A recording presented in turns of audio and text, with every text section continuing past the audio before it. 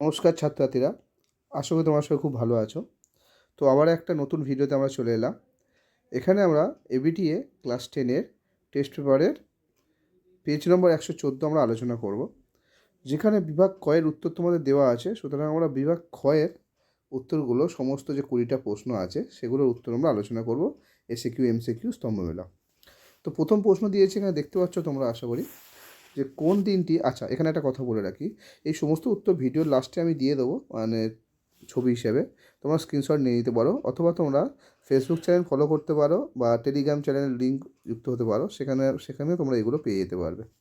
ওকে, শুধু একটু কমেন্ট করে দিও কোন দিনটি আন্তর্জাতিক পরিবেশ দিবস রূপে উদযাপন করা হয়। তো উত্তর হবে কি 5 জুন। 5 জুন। পরেরটা 2-1-2, সরকারি নথিপত্র কোথায় সংরক্ষিত করা হয়? মহাফেজখানা।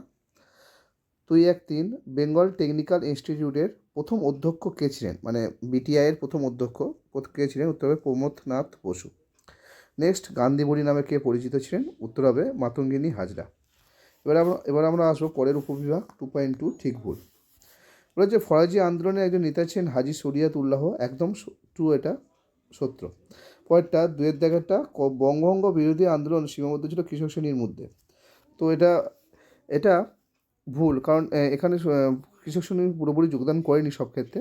তো এটা হবে ভুল। পরেরটা 2.23, 2.23, বাংলার ওয়াবি আন্দোলন বারাসাত বিদ্রোহ নামে পরিচিত। তো বাংলা, তো এটা ঠিকই আছে তুমি।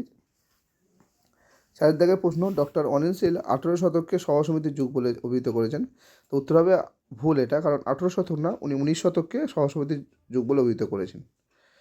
আশা করি বুঝতে পেরেছো 4টি প্রশ্ন। এবার উপবিভাগ স্তম্ভমেলা দেখো কী হবে। তো এখানে দেখো,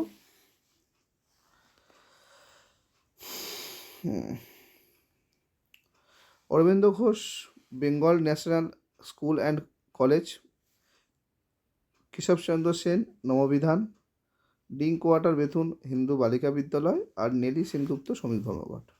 তো আশা করি তোমার স্ক্রিনশট নিয়ে নাও। পরের প্রশ্ন দেখো।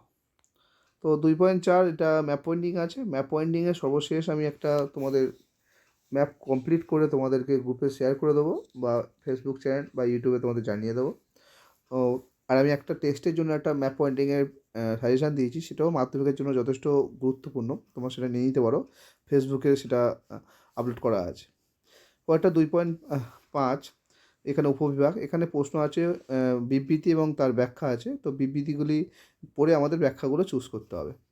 তো দেখো, প্রথম বিবৃতি কী আছে, 19 শতকে বাংলার নবজাগরণের ব্যাপ্তি ছিল 19 শতকে বাংলার নবজাগরণের ব্যাপ্তি ছিল খুব সীমিত। ব্যাখ্যা 1, কারণ শুধুমাত্র গ্রাম বাংলায় এটা হয়েছিল। ব্যাখ্যা 2, কারণ এই নবজাগরণ সীমিত ছিল শুধু সাহিত্যের ক্ষেত্রে। ব্যাখ্যা 3, কারণ এই নবজাগরণ শুধুমাত্র পাশ্চাত্য শিক্ষায় শিক্ষিত প্রগতিশীল সমাজের মধ্যে সীমিত ছিল। এটাই হলো উত্তর। পরে 2.5 বিবৃতি কী আছে দেখো। 2.52, ভারতীয়রা সাইমন কমিশনকে বর্জন করেছিল, কারণ কি?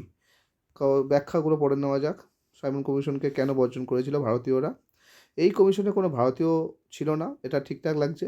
ব্যাখ্যা 2, এই কমিশন ভারত স্বায়ত্তশাসনের উপর উপযুক্ত কিনা পরীক্ষা করতে হয়েছিল। ব্যাখ্যা 3, এই কমিশন ভারতীয়দের সঙ্গে ইউরোপীয় প্রতিনিধিও ছিল। তো উত্তর হবে এটা, এখানে কোনো ভারতীয় ছিল না। পরের প্রশ্ন